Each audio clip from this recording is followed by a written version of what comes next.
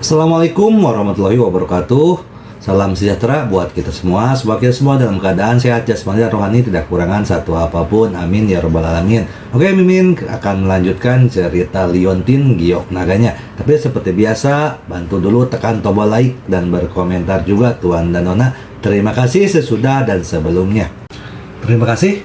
Mari kita lanjutkan saja ceritanya. Yes. Bab 1929 sampai bab 1932, ini juga yang sangat dibutuhkan oleh saluran pertama. Meskipun kekuatan saluran pertama cukup untuk menghadapi situasi saat ini, jika kita benar-benar menunggu sampai seni bela diri kuno bangkit dan para master serta makhluk abadi bumi ada di mana-mana, saya khawatir saluran pertama tidak akan mampu mengatasinya, situasi saat ini. Oleh karena itu, mereka juga perlu membuat rencana ke depan dan mulai mempersiapkannya dari sekarang. Ye Chong berpikir sejenak dan berkata, "Oke, jika ada kesempatan nanti, aku bisa membantumu berlatih." Kemudian, Ye Chong menyerahkan beberapa resep ramuan kepada Lin Long, yang bisa disuling dengan penanak nasi, tapi itu bisa meningkat kecepatan latihan. Dia juga memberi Lin Long beberapa buku rahasia seperti metode dan latihan kultivasi. Hal-hal ini mungkin tidak menarik perhatian Ye Chong, tetapi bagi Lin Long, itu adalah harta yang tak ternilai harganya, dan dia telah memperoleh banyak hal. Bahkan orang dengan status seperti itu pun akan senang mendapatkan hal seperti itu. Setelah Lin Long berterima kasih pada Ye Chong, dia pergi. Dan sore itu, Xia Changyang menelepon Ye Chong, "Tuan Ye, ini saya." Pada saat ini, sikap Xia Changyang terhadap Ye Chong benar-benar berbeda dari awal. "Tuan Ye, apa kabar? Saya Xia Changyang, saya ingin tahu apakah Anda punya waktu?" "Tuan Ye, saya ingin mentraktir Anda makan dan membalas kebaikan Anda karena telah menyelamatkan putri saya." Ye Chong berpikir sejenak, tapi dia tidak melakukannya. Setelah menolak, dia langsung menyetujui Xia Changyang. Ia juga ingin memanfaatkan kesempatan ini untuk memahami situasi grup Chunlei. Malam itu, Ye Chong tiba di Daming Lakeside Hotel di ibu kota sesuai kesepakatan. Ini adalah hotel kelas atas yang baru dibuka dengan lingkungan yang indah dan dekorasi yang megah. Ketika Ye Chong datang ke kamar pribadi yang diceritakan Xia Changyang sebelumnya, sudah ada beberapa orang yang menunggunya di dalam. Selain Xia Changyang dan Xia Yuhe, ada dua orang muda, laki-laki dan perempuan. Pria dan wanita ini sama-sama terlihat lebih kecil dari Xia Yuhe. Ketika Xia Changyang melihat Ye Chong datang, dia langsung berdiri untuk menyambutnya dengan antusias. "Tuan Ye, halo, silakan duduk, izinkan saya memperkenalkan kepada Anda. Ini putri sulung saya Xia Yuhe." Xia Yuhe mengangguk ke Ye Chong dan menunjukkan senyum malu-malu. Xia Changyang terus memperkenalkan, "Ini adalah putri kedua saya, Xia Suelian." Xia Suelian terlihat sangat mirip dengan Xia Yuhe, tetapi dia lebih pendiam dan 2 atau 3 tahun lebih muda dari Xia Yuhe. Dia mengangguk malu-malu pada Ye Chong. "Ini putra bungsu saya, Xia Bingbo," lanjut Xia Changyang. Anak bungsu, dengan rambut disisir liar, terlihat sangat unik. Dia mengangkat alisnya ke arah Ye Chong sebagai salam. Ye Chong sangat penasaran. "Xia Binghai," dia sangat penasaran. Bagaimana dia bisa memiliki nama yang aneh? "Kenapa tidak? Nama asliku adalah Xia Bing. Kupikir kedengarannya tidak bagus, jadi aku mengganti namaku menjadi Xia Bingbo, sehingga hampir sama dengan kakak perempuan tertua dan kedua. Apakah kamu keberatan?" Xia Bingbo, dia berkata sembarangan. Ye Chong tersenyum dan berkata, "Tidak, kedengarannya cukup bagus." Xia Changyang membuat Xia Bingbo sakit kepala. "Nak, bagaimana kamu bisa bicara?" Setelah semua orang duduk, pelayan mulai menyajikan hidangan. Tidak ada orang luar yang makan hari ini. Mereka semua adalah anggota keluargaku sendiri. Tuan Ye makan dan minum dengan baik, kata Xia Changyang sambil tersenyum. Kemudian, Xia Changyang mengambil gelas anggur dan berkata, Tuan Ye, izinkan saya bersulang untuk Anda segelas anggur terlebih dahulu. Terima kasih telah menyelamatkan bayi perempuan saya. Saya belum tahu bagaimana membalasnya. Ingin membalasnya. Jawab saja beberapa pertanyaan saja. Ye Chong berkata sambil tersenyum. Xia Changyang tersenyum dan berkata, Oh, Tuan Ye bercanda. Jika Tuan Ye memiliki pertanyaan, tanyakan saja. Dan saya, Tuan Xia, akan menjawab semuanya. Ye Chong mengangguk.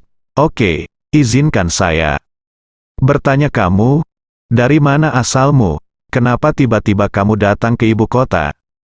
Xia Changyang berkata, sebenarnya, kami telah menjalani kehidupan semi tertutup sebelumnya. Jadi di dunia fana, tidak banyak yang diketahui tentang kami. Apakah Anda keluarga yang tertutup? Ye Chong bertanya. Xia Changyang tidak menyangka Ye Chong tahu tentang keluarga tersembunyi itu, dan dia semakin mengagumi Ye Chong. Tidak, tapi kami berada di bawah yurisdiksi keluarga dunia tersembunyi. Xia Changyang menjelaskan, sebenarnya, kami lebih seperti bawahan yang dilatih oleh keluarga dunia tersembunyi. Ada banyak di berbagai tempat. Ye Chong tiba-tiba menyadari bahwa ini adalah kasusnya. Tampaknya keluarga dunia tersembunyi juga sedang melatih bawahannya. Bagaimanapun, meskipun keluarga dunia tersembunyi sangat kuat, mereka masih minoritas. Jika mereka ingin dilahirkan dan mengambil bagian dari sumber daya budidaya bumi, mereka sangat membutuhkan tenaga kerja. Tampaknya keluarga seperti Xia Changyang dan Lei Xianming adalah bawahan yang didukung oleh keluarga tersembunyi. Setelah Anda memahami hal ini, hal-hal lain akan mudah dipahami. Mengapa Xia Changyang dan yang lainnya tiba-tiba muncul di ibu kota?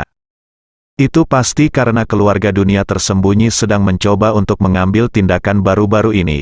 Jadi mereka terlebih dahulu mengirimkan orang-orang mereka sendiri untuk mendapatkan pijakan di dunia fana dan mengambil kursi barisan depan.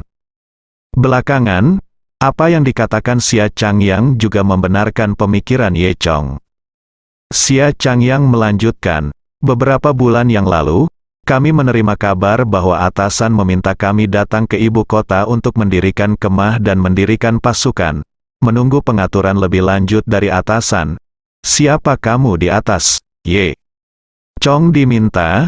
Xia Changyang menggelengkan kepalanya. Tuan Ye, bukannya saya tidak memberitahu Anda. Saya benar-benar tidak tahu. Mereka semua adalah keluarga penyendiri yang sangat misterius. Mereka yang biasanya tidak muncul, dan orang yang berkomunikasi bersama kami hanyalah salah satu utusan mereka. Ye Chong mengangguk. Tampaknya tidak mungkin mengetahui tentang keluarga tersembunyi di belakang Xia Changyang. Belakangan, Ye Chong bertanya, mengapa Anda menyerang saluran ketiga? Xia Changyang berkata dengan canggung, kami memiliki hubungan kompetitif dengan saluran kedua, dan saluran ketiga memiliki masalahnya sendiri. Jadi kami mengikuti arus saja. Inilah yang diinginkan ibu kota. Ye Chong tersenyum dan berkata, kalau begitu tim pemimpin. Xia, apakah menurut Anda masalah ini adalah sebuah konspirasi? Xia Changyang tertegun dan tidak bereaksi. Tuan Ye, apa maksud Anda? Ye Chong berkata, saya berspekulasi bahwa saluran ketiga dituduh secara salah dan menjebak saluran ketiga saluran. Orang-orang dari saluran ketiga juga ada di grup Chunlei Anda. Apa, bukankah ada seseorang di tim yang ingin membunuh Xia Yuhe? Saya pikir ini semua dilakukan oleh satu orang. Setelah itu mendengar ini, Xia Changyang juga berpikir keras. Xia Yuhe di sebelahnya mendengus, ayah, saya pikir kita harus memperbaiki urusan internal kita. Ye Chong melanjutkan, namun, saya tidak tahu siapa orang ini saat ini, jadi saya meminta ketua tim Xia untuk lebih memperhatikan, temukan orang ini dengan motif tersembunyi. Xia Changyang mengangguk sambil berpikir. Ye Chong tersenyum dan berkata, jika Anda ingin bersaing dengan saluran kedua secara normal, tidak apa-apa, namun, pasti ada konspirasi yang lebih besar di balik orang yang menggunakan cara tercela. Jika dia berhasil, maka dia akan sial. tidak hanya saluran kedua, tetapi grup Chunlei Anda juga tidak dapat melarikan diri. Setelah mendengarkan kata-kata Ye Chong, Xia Changyang juga berpikir keras. Ye Chong benar, pengkhianat grup Chunlei juga merupakan ancaman besar baginya. Tuan Ye, terima kasih telah mengingatkan saya tentang ini. Saya akan menyelidikinya nanti untuk mengetahui bajingan mana itu, kata Xia Changyang. Ye Chong mengangguk. Setelah itu, suasana menjadi lebih santai dan semua orang mulai mengobrol. Terlihat bahwa Xia Changyang sangat ingin menjadikan Ye Chong miliknya. Sambil makan, dia terus meminta putri sulungnya Xia Yuhe untuk menambahkan makanan dan anggur. Ye Chong secara alami memahami pikiran Xia Changyang, dan merasa tercengang. Setelah makan, Xia Changyang awalnya ingin mengajak Ye Chong bersenang-senang, mencubit kakinya, membuat pedang besar, tapi Ye Chong menolak. Bagaimanapun, Xia Changyang dan Ye Chong kini telah mencapai pemahaman diam-diam yang halus. Dengan Ye Chong di sini, Xia Changyang tidak lagi melanjutkan perjalanan ketiga. Meskipun orang-orang di bagian ketiga belum bisa dibebaskan, setidaknya Xia Changyang tidak akan menyerang bagian ketiga lagi. Dan Ye Chong hanya perlu menunggu Xia Changyang menemukan pengkhianat di grup Chunlei, dan semuanya akan terselesaikan. Ye Chong juga memahami seluk-beluk masalah ini, dan akhirnya selesai. Langkah selanjutnya adalah menyelesaikan masalah Tang Men. Keesokan paginya, Zhu Jiayin membawa berita tentang Tang Men ke Ye Chong. Sedangkan untuk saluran kedua, keberadaan Tang Men sudah ditemukan. Meskipun Tang Men juga berasal dari keluarga Tang, ketika dia datang ke ibu kota, dia tidak menghubungi siapapun dari keluarga Tang. Sebaliknya, dia pergi ke keluarga Qin di ibu kota. Awalnya, Ye Chong sedikit terkejut. Kapan keluarga Qin lain muncul di ibu kota?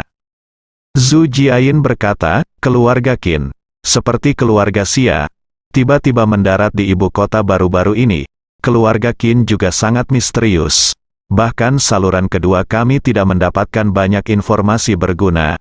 Namun, satu hal yang dapat dikonfirmasi adalah Tang Men memang memasuki keluarga Qin, dan dia tidak dipaksa. Dia masuk sendiri. Mendengar ini, Ye Chong berpikir, dan dia ingat apa yang dikatakan Qiu Qianli kepadanya saat itu. Tampaknya keluarga Qin juga harus menjadi bawahan yang dibesarkan oleh keluarga tersembunyi, dan kali ini mereka adalah garda depan yang diutus. Namun, yang membuat Ye Chong sangat terkejut adalah mengapa Tang Men pergi ke keluarga Qin. Saat itu, Qiu Qianli juga berkata pada dirinya sendiri bahwa pemimpin keluarga tersembunyi Gunung Yandang mengirim seseorang yang dikenal Ye Chong. Keluarga Qin, Tang Men, orang-orang yang saya kenal. Berdasarkan poin di atas, Ye Zhanchang tiba-tiba teringat pada seseorang, Qin Zhengxing. Tidak mungkin, Ye Chong berpikir dalam hati bahwa selama misi itu, mereka diserang oleh hantu dan Qin Zhengxing sudah mati. Selain itu, Qin Zhengxing tumbuh bersamanya, jadi dia tidak mungkin berasal dari keluarga yang tertutup.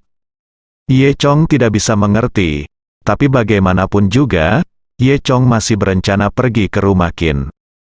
Menurut alamat yang diberikan Zhu Jiayin kepadanya, Ye Chong berkendara dari pangkalan rahasia di jalur kedua. Setelah melewati 3 jalan utama di ibu kota, ia tiba di sebuah rumah bangsawan di distrik barat ibu kota.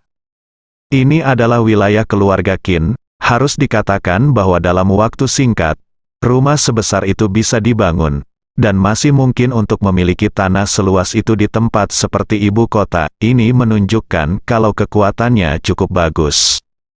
Ketika mobil Ye Chong berhenti di pintu masuk istana, dia melihat ruang penjaga di pintu.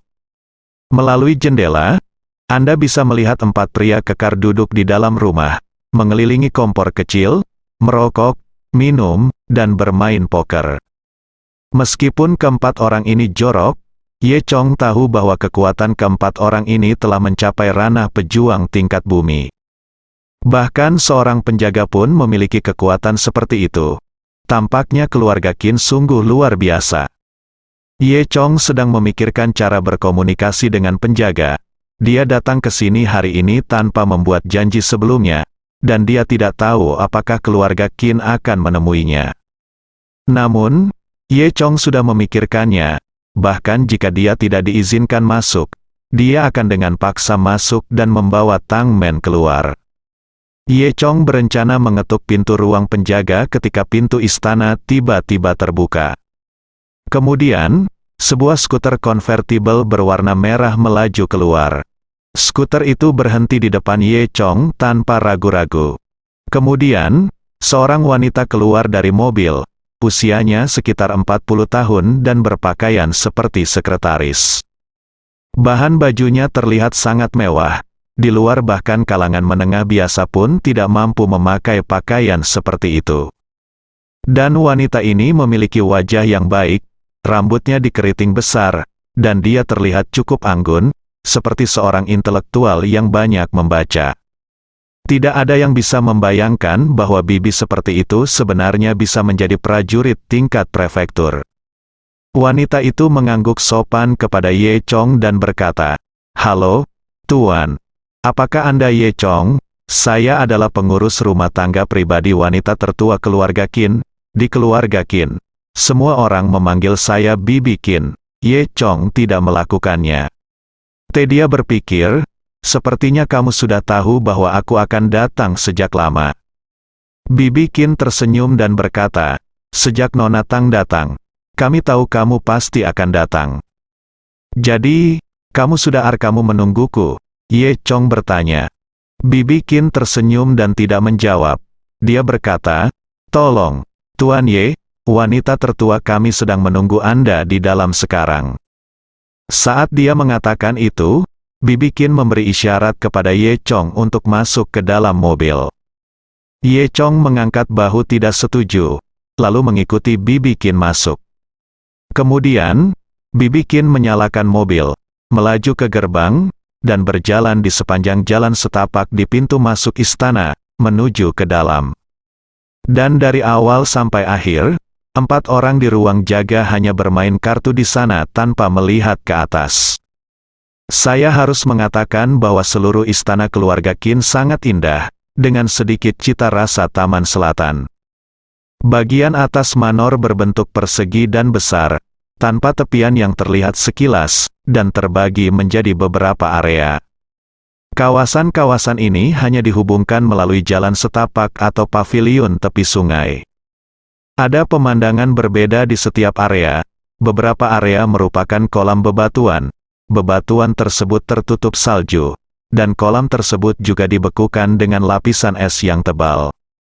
Beberapa daerah dipenuhi dengan berbagai tanaman langka, beberapa dari varietas bunga, tanaman, dan pohon yang berbeda ini telah berkurang dan layu, sementara yang lain masih mekar bahkan di musim dingin yang keras.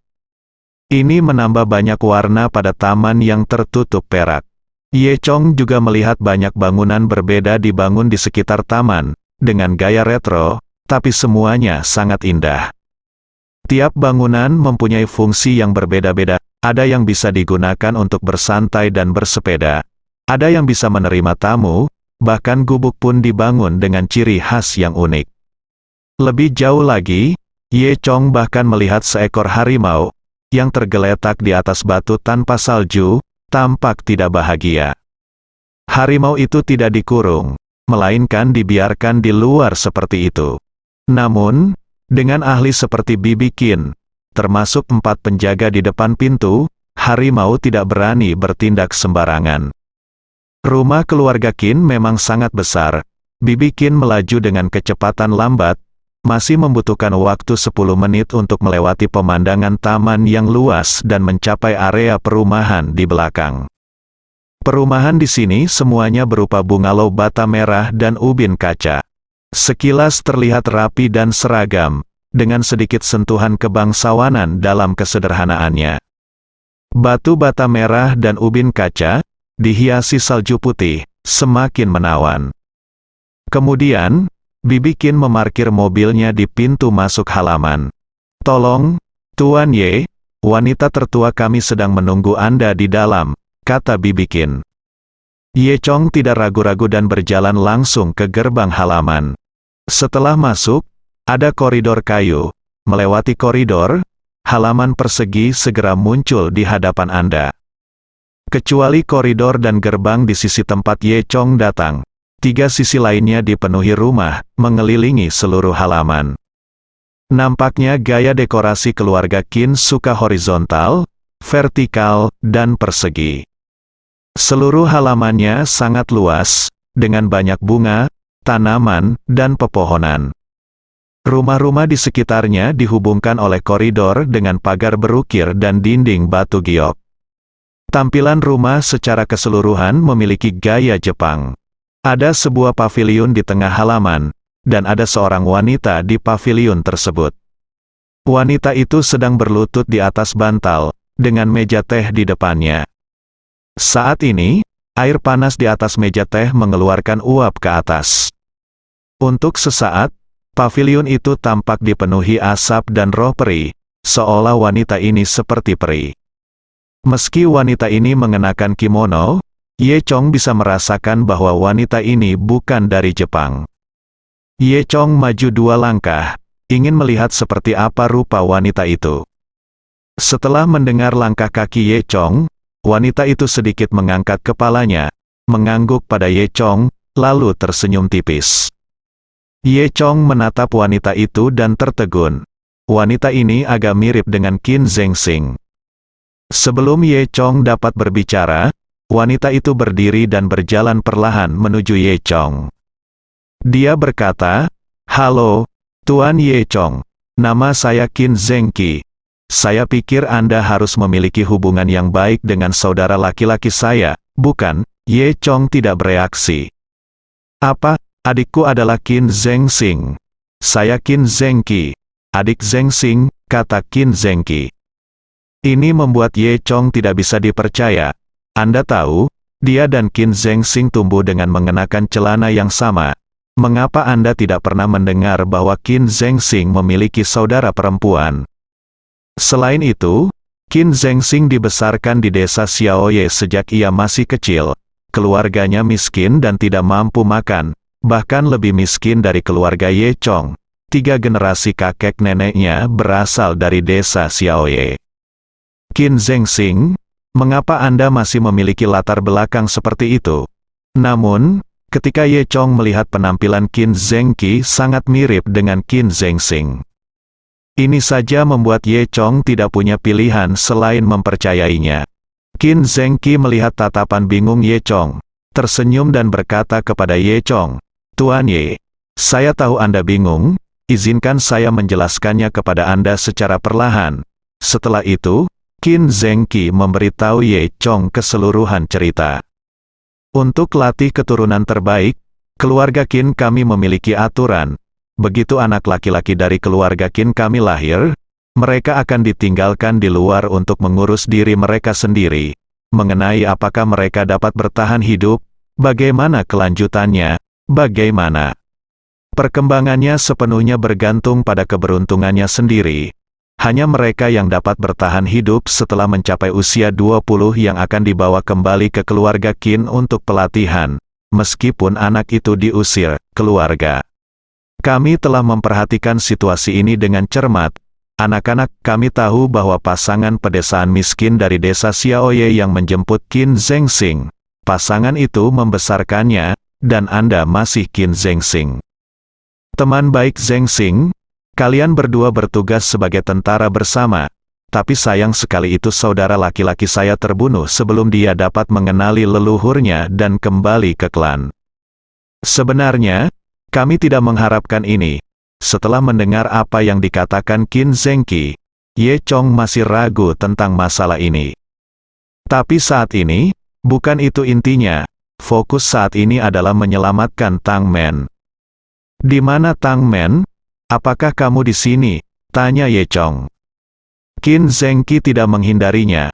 Dia mengangguk dan berkata, "Dia adalah menantu saudara laki-lakiku, dan dia secara alami adalah bagian dari keluarga Qin kita.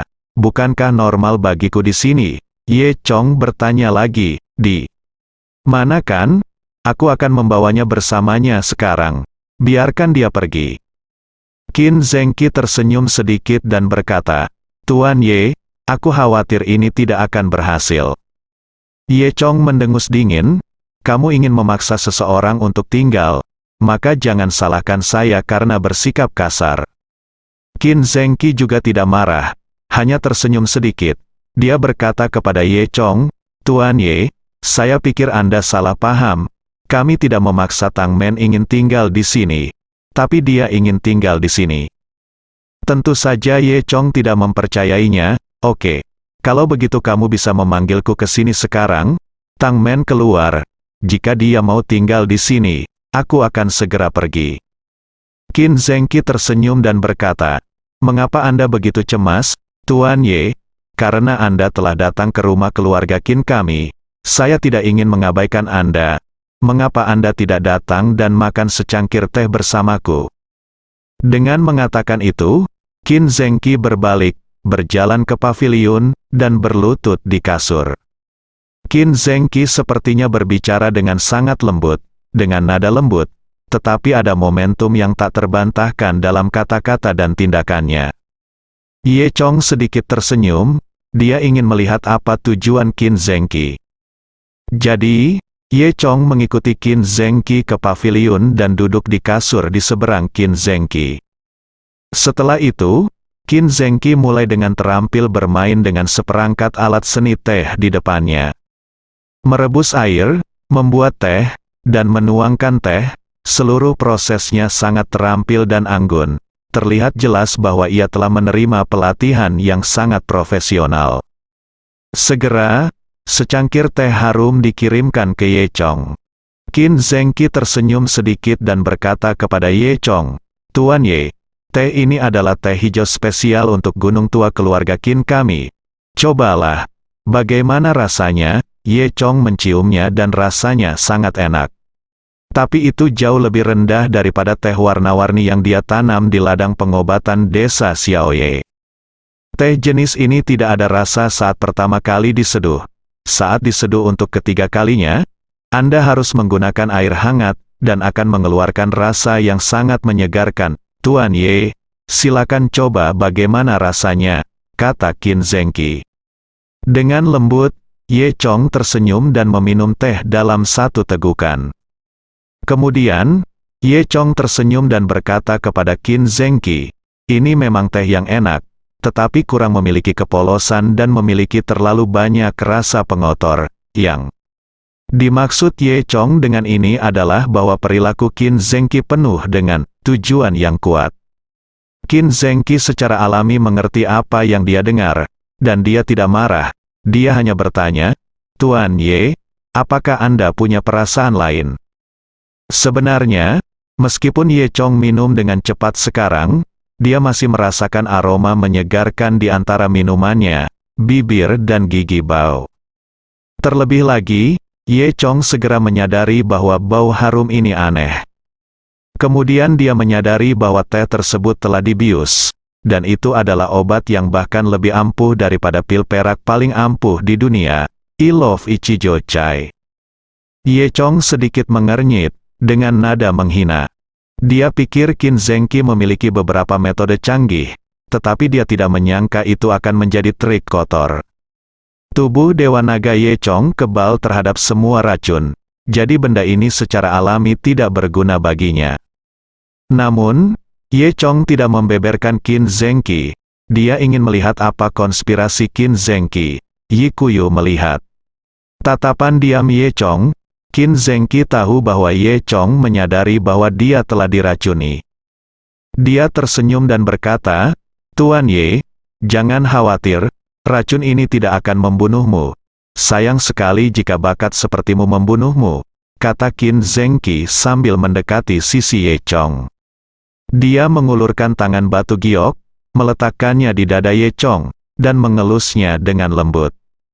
Kemudian, Qin Zengqi terus berkata kepada Ye Chong, Tuan Ye, jangan khawatir, selama Anda santai sekarang, Anda akan baik-baik saja.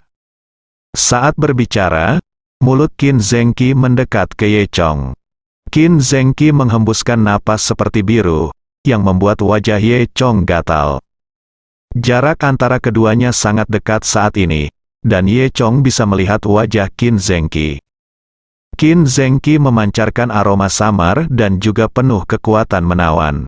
Jelas sekali bahwa wewangian ini khusus dibuat untuk pria juga. Ye Chong mencibir, merasa lucu di hatinya, sepertinya dia meremehkannya. Trik Qin Zengqi mungkin berguna bagi pria biasa. Namun, bagi Ye Chong, itu sama sekali tidak berhasil. Namun, karena Qin Zengqi tampil sangat keras, Ye Chong bersedia bekerja sama dengannya. Ye Chong berpikir sambil meraih tangannya ke pinggang Qin Zengqi. Tentu saja, aku melakukan ini hanya untuk mengetahui lebih banyak tentang Qin Zengqi, kata Ye Chong dalam hati. Qin Zengqi merasa sedikit aneh, karena secara umum, ketika obat tersebut mulai bekerja saat ini, kebanyakan pria tidak dapat menahannya lagi dan telah lama menjatuhkan Qin Zengqi. Tapi Ye Chong hanya memeluk pinggangnya. Qin Zengqi merasa Ye Chong terlalu tidak bergairah. Bukankah dia pria normal?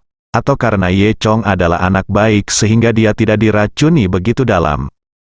Tidak. Aku harus memberinya beberapa bahan tambahan, Qin Zengqi berpikir dalam hati. Memikirkan hal ini, Qin Zengqi mendekatkan mulutnya ke bibir Ye Chong dan menciumnya.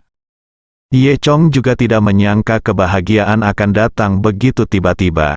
Dia hanya merasakan bibir yang manis dan basah di mulutnya. Kemudian, Qin Zengqi sepertinya mengeluarkan kepulan asap ke mulut Ye Chong. Ye Chong merasa mulutnya mati rasa dan rasanya manis. Jelas sekali, Qin Zengqi meracuni Ye Chong lagi.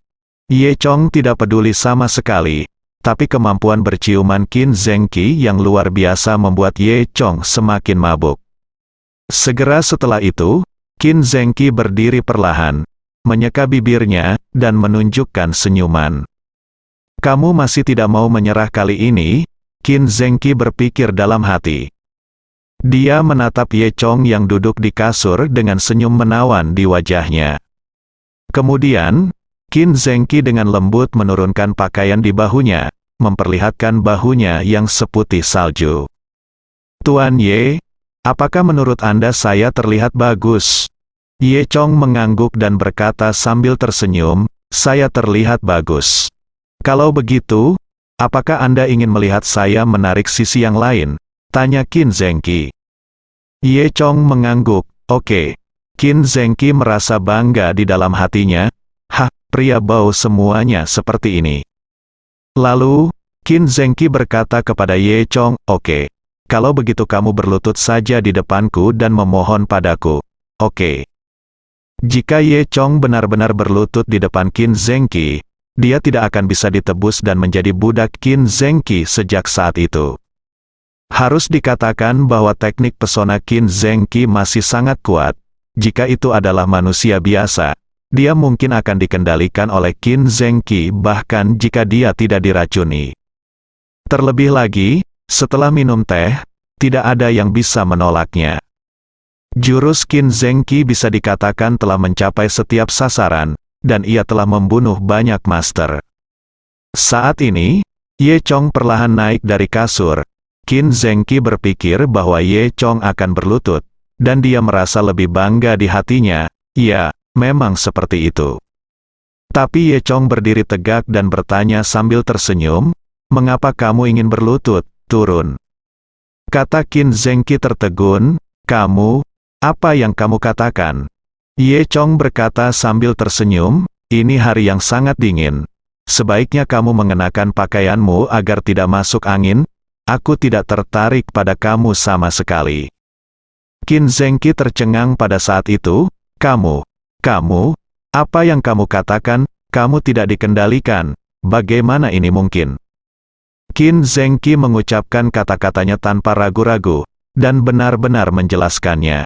Ye Chong berkata sambil tersenyum, kamu punya sedikit trik dan kamu masih ingin berbohong padaku, ini benar-benar konyol. Tidak mungkin, bagaimana kamu bisa melakukan ini? Apakah kamu sama sekali tidak tertarik padaku? Tanya Qin Zhengqi dengan wajah memerah.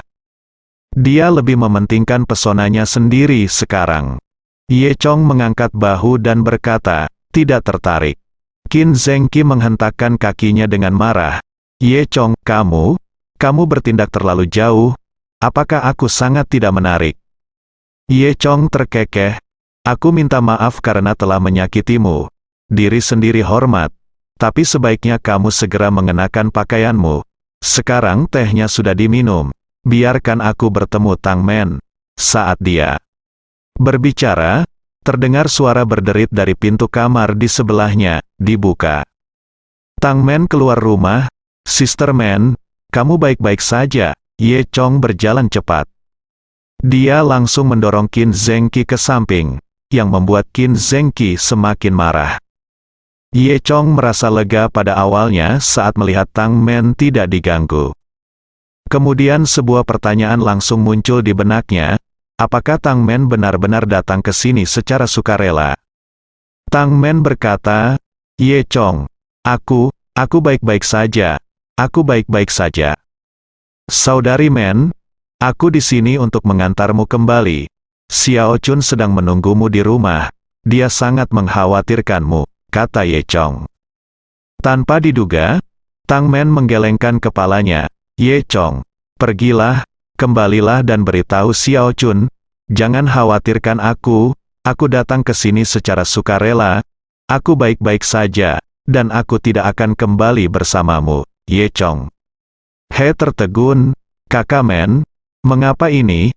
Tang Men menggelengkan kepalanya, ini, aku tidak bisa memberitahumu sekarang, tapi Ye Chong, kamu harus kembali dulu, aku baik-baik saja di sini, Ye Chong tertegun. Dia tertegun dan tidak bereaksi untuk beberapa saat.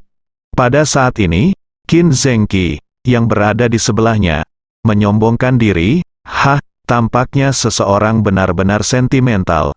Mereka tidak ingin pergi bersamamu. Sudah kubilang bahwa Tang Men datang ke sini secara sukarela. Ye Chong menggaruk kepalanya. Tidak mengerti kenapa, Tang Men menunduk dan tampak menyesal tetapi ragu untuk berbicara. Tuan Ye, kenapa Anda tidak bicara dengan saya? Saya mudah diajak bicara. Qin Zhengqi berada di samping lagi, mencoba menjatuhkan Ye Chong. Kamu pergi dan tenang dulu, kata Ye Chong tidak sabar. Qin Zhengqi tidak menyangka Ye Chong akan bersikap begitu dingin padanya. Dia merasa sangat tidak senang dan menghentakkan kakinya dengan marah, brengsek, bersambung.